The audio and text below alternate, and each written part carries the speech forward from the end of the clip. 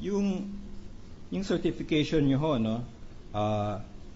Babasahin ko po. Ito ho yung Exhibit 114, yung una nyo hong papel na ipinakita sa korte. This is to certify that Honorable Renato C. Corona, Chief Justice of the Supreme Court of the Philippines, received the following salaries. Yun po. Tapos dun sa last page, this certification is being issued for whatever legal purpose it may serve His Honor. March 8, 2012.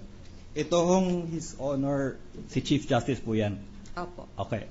So, kasi siya nagpagawa sa inyo.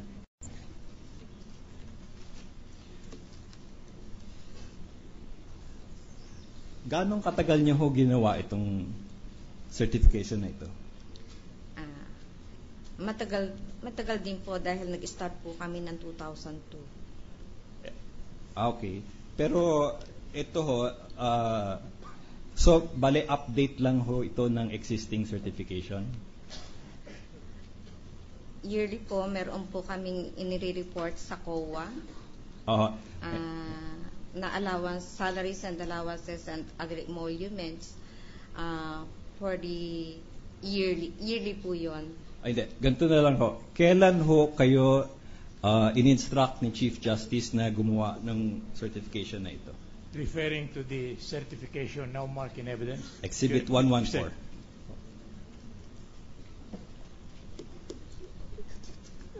Mga third week of February. Third week of February. May kinalaman ba ho paggawa nito tungkol dito sa kaso na ito? Hindi ko po alam, Okay. sir. Pero alam niyo hong may kasong ongoing laban kay... Accountant ba ho kayo, Ms. Baruca? Hindi po. So, second week of February, natapos niyo ho March 8, mga 3 linggo. Accurate ba ho yun? More or less? More or less po. Tapos sabi niyo ho, mag-isa niyong ginawa. Nobody assisted you. Yun ho yung pagkasabi niyo kahapon. Dahil meron na po kaming existing records na yearly po hinihingi ng COA, kanya po parang mas madali po sa amin yon. So, valid, nagdagdag na lang ho kayo ng 1 taon? Ganun Nagdadagdag lang po kami. Okay, so yung past, the previous entries, calendar years 2002 to 2010, hindi nyo na ho ginalaw yun. 2011 na lang dinagdag nyo? Nireview din po namin. Okay. Pag sinabi nyong nireview nyo, yun yung binabanggit nyo kahapon na sinecheck nyo po yung bawat payroll. Tama ho ba yun? Opo, nireview din po namin. Baka po mamaya meron pong pagkakamali. Okay. So, hindi nyo lang ho dinadagdag yung 2011, dinodouble check nyo pa ho dun sa existing hard. May file ho siguro ng payroll yan, yung sinasabi nyong voluminous. Ano? Meron po. So, kayo lang ho ang gumawa niyan? Pinukukuha ko lang po sa file namin. Then, I'm the one who reviewed and evaluated the records. Reviewed and evaluated. So, hindi ho kayo nagpasok ng entries? Actually, may entries po ako. I'm the one. Oo, sabi niyo ho kasi kahapon alone, di ba? Sabi niyo no one assisted you. Meron po ako po ang gumawa po. Okay, teka ho. Kayo ho mismo nagpasok ng entries ng bago? Ako po ang nagpasok ng entries. Okay. Yung mga nakaraan ho, 2002 to 2010, kayo ba rin ho nagpasok na? Yung mga pong mga past years, nagre-request na po yun, nagawa na po yun, pero kinuha din po ulit namin ang payroll. Kinuha ko po ang payroll. Tinignan ko po ulit. So, para sigurado ho? Para po sigurado. Pero sabi nyo, you did it alone. Wala ho nag-check nung ginawa nyo? Wala na po. Okay, so isang tao lang ho yan. Walang pangalawang set ng mata na magtitingin. Baka nagkamali kayo ng isang numero. Wala hong ganun. Po, ako po yung nag-check alone. Okay.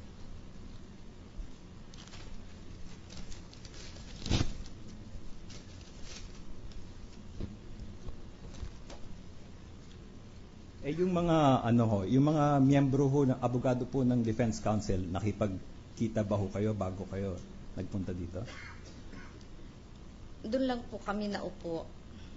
Yeah. Saan ho? Sa defense po, dahil wala po naman akong kilala dito. Ang sinasabi niyo ho kahapon, bago kayo tawagin. Bago po.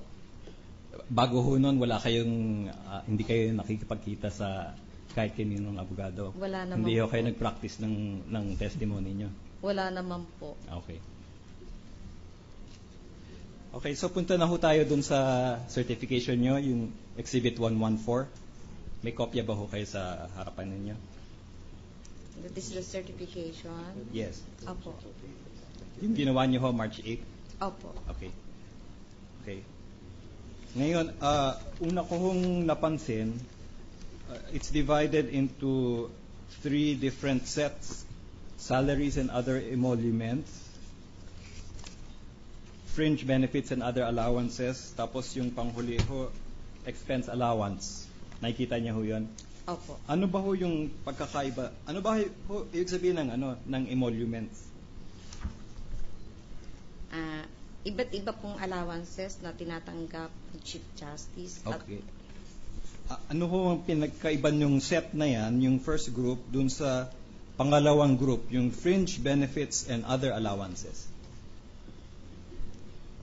Kasi ho, nakagrupo ho ng iba eh. Opo. Ito pong fringe benefit and other allowances.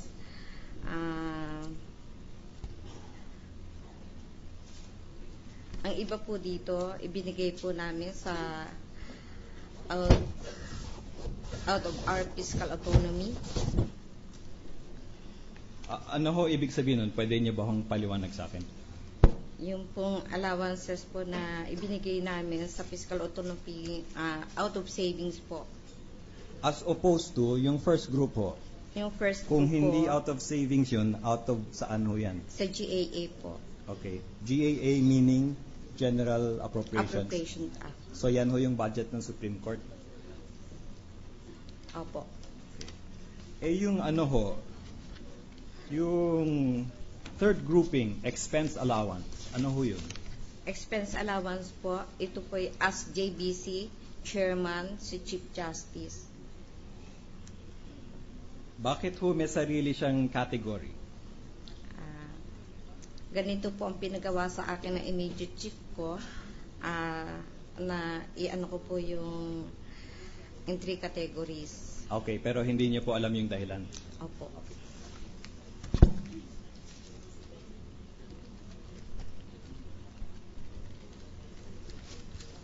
Ngayon ho, sige, isa-isahin ho natin. Doon ho tayo uli sa page 1, Exhibit 114. Salaries ho, yung unang-unang entry, 353,045 pesos for calendar year 2002. Nakikita niyo po yun? Opo. So ano ho itong entry na to? I'm assuming ito ho yung official na sweldo niya as Chief Justice. Tama ho ba yan? Ito po yung tinanggap niya starting April 9, 2002, yung pong entrance niya as Associate Justice of the Supreme Court.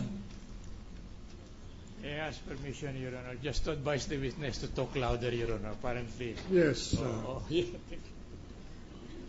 Ayusin mo lang yung gun mo, ayusin mo lang yung Opo. microphone mo para Thank you po. naintindihan ka namin. Opo. Nahihirapan din ako eh. Malayo ako sa'yo. Salamat. Kaya nakatingin ako dito sa monitor. Sige po, pakituloy. Ito pong 353,045 pesos, tinanggap po ito ni Chief Justice effective April 9, 2002, yung pong siya maging Associate Justice ng Supreme Court. Aha. Tapos, for every year, ito ho yung basic na sweldo niya as Chief Justice. As Tama Chief ho ba yun? Justice. As Chief Justice, okay. Tapos dun sa calendar year 2010, may footnote, promoted to Chief Justice effective May 17, 2010. Opo.